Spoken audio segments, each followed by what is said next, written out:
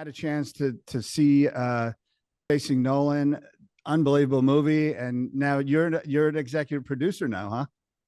Yeah, so the way that really came about, I had been down in Houston for 8 years with the Houston Astros. I was president when we went to the World Series and won in 2017 and 2019.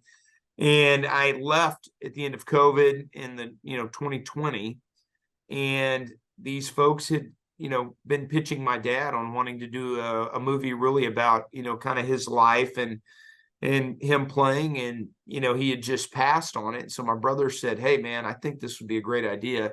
You should look into it." And so I started visiting with some of the people that had pitched us and ended up settling on a producer and a director, both that were Texans and guys that had an interest in telling the story. So I partnered up with them and we raised the capital and hired the production company, and man, went out and distribution company and got it done. And it's been great. It just received the #1 ranking all time on Rotten Tomatoes for baseball movies, which is pretty impressive.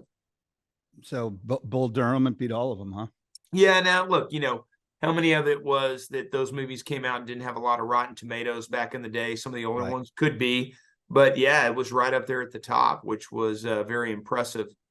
I think when you go into a story on Nolan Ryan, people that were fans probably were predisposed to liking it coming in. And, folks that didn't know much about him, I think learned a lot, where, maybe a theatrical movie, whether it's cursing or nudity or lewd situations, sometimes that doesn't play with all audiences. But the movie we put out there, even though it did have a little bit of language in it here and there, for the most part, really struck a chord from young to old to every demographic to, really men and women all across the spectrum.